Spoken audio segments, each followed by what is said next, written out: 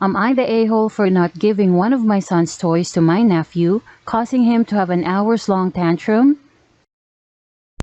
Am I the a-hole for refusing to make a $120 cut of steak well done? Am I the a-hole for turning my stepson's playroom into an office without my fiance's approval?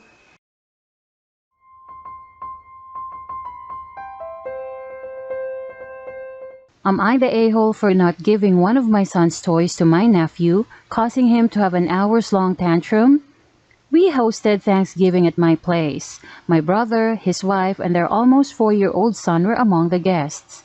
As people were leaving, my brother asked if my nephew could take home one of my 2-year-old son's toy trucks. My nephew had been playing with it nonstop since they arrived and wanted to keep it.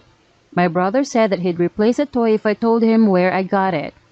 I told my brother that I'd be happy to give him a link to the store where I bought it, but I would not give him the toy then and there. I refused for 2 reasons. Firstly, my brother, sister-in-law have a terrible habit of giving my nephew everything he asks for. He is way too old for that. Secondly, I don't want to reinforce in my nephew that it's okay to just take things he wants. My brother said that my nephew would throw a tantrum if he didn't get the toy then and there, and that everything would be easier if I just let him take the toy and get sent a replacement in the mail. I told my brother that I would not be an enabler for my nephew's bad behavior, and that it's my brother, sister-in-law's problem if he throws a tantrum. Of course, the inevitable happened.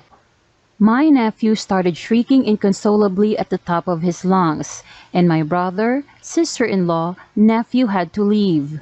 Later that evening, I got an angry text from my brother saying that my nephew screamed his head off for the entire 3-hour car ride home and only stopped screaming after he literally passed out from exhaustion. He said that the tantrum was my fault since it would have been completely avoided if I'd just given my nephew the toy, and accused me of backseat parenting, since in his words it's not my place to set an example for his son. My wife thinks we should have just handed the toy over to make things easier, especially since our son has a ton of toys, and is not particularly attached to that specific truck, and would not have noticed it missing for just a couple days. I still maintain that it's well within my rights to set an example for my nephew even if it goes against my brother, sister-in-law's parenting style of coddling their son, and that the tantrum is 100% a result of their terrible parenting habits. Am I the a-hole for refusing to make a $120 cut of steak well done? So we did a bit of an extravagant Friendsgiving this year as I locked into a strip loin of A5 Wagyu for a price that was unorthodox levels of cheap. My friend works for a high-end meat distributor and received it as a gift. It was a tight-knit event with only 10 of us there, mostly couples including my friend who only started dating a girl within the last couple months. We had an array of dishes, but I was responsible for cooking the meat. Steak is about the closest thing I have to religion, and I take it very seriously. The average steak for me takes about 4 to 5 hours to prepare, cook from the sous vide to the cast iron to plate, though sometimes I take as much as 3 to 4 months butter aging or dry aging my meats to be certain that they are perfect. These were genuine A5, so I only sous vide them after cutting them into 2-inch steaks. There was pretty perfectly enough for one each, but I also made jerk chicken, mandarin duck breast, and a nice cut of cherry jalapeno salmon. I had quite the spread. I sous vide them to medium rare to be sure the fat was well rendered, but informed them that if absolutely necessary, I'd bring them up to medium on request. Well, here comes the new girl into the group. She sees the person cut into their steak and sees pink, and she is just mortified. Immediately, she asks him of eating raw meat and stresses that the steak should be brown all the way through or else you'll get sick. I informed her that this wasn't the case and that these steaks were actually cooked to the ideal temperature for the cut. She immediately demanded that I cook hers till it was brown, all the way through, and I firmly said not a chance. She proceeded to get angry and yell, and it was her steak and she should have it how she liked. I told her that there were plenty of other meats to choose from as well as a plethora of side dishes that she could have, but her steak was not being made well done in my house. She said, "Fucking a-hole." Then she got up and started to stick the steak in the microwave. I shot up and grabbed it out of her hand first, at which point half of the steak fell onto the ground.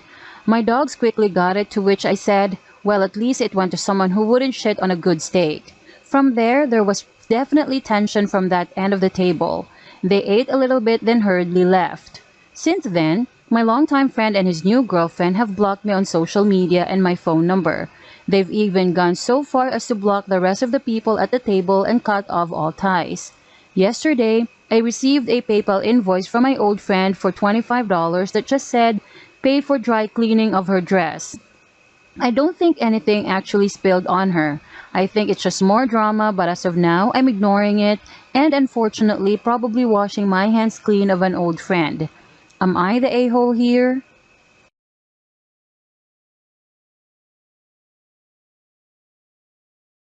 Am I the a-hole for turning my stepson's playroom into an office without my fiance's approval?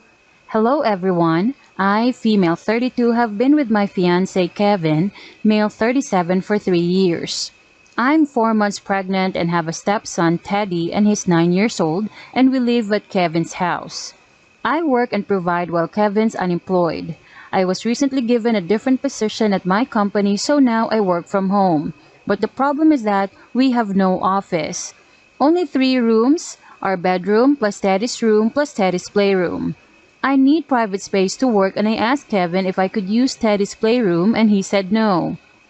I asked again and he said no means no even after I begged. Last week, I admittedly got fed up with the TV noises while working in the living room and decided I was going to move Teddy's toys to his bedroom and turn the playroom into an office. I organized everything while Kevin was out, and when he came home, he lost control of his nerves and had an argument with me about how I should have never done that. He told me I needed to understand that this is his house and every room in it belongs to him, and I should have never overstepped and taken Teddy's playroom and kicked him out like that. I agreed with few of his points. Yes, it's his house and his name's in the lease and no one can deny that. However, and to put it bluntly, I pay for everything around here.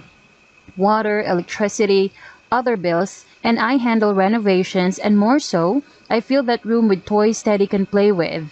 I'm fine with that. He's my son that I didn't give birth to, and Kevin knows how much I adore Teddy and willing to sacrifice for him, but kept yelling at me that I overstepped and was only making Teddy hate me gradually, starting by taking his playroom, his favorite part of the house. I argued with him deeper about it and told him I did this not out of malice but to work so I can continue to provide for the family since he's unemployed.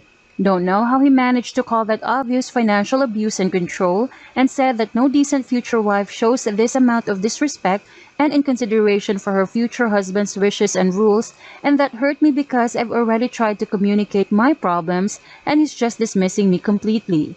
He demanded I put everything back, but I said sorry but no.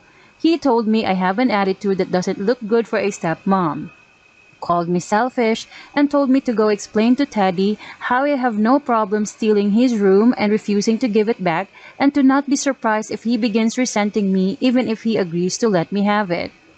I understand Kevin has always been protective of his son and puts him first, which not many dads do, and he even said he chose me to be his partner based on how close I am to his son, but this issue basically caused a rift between us.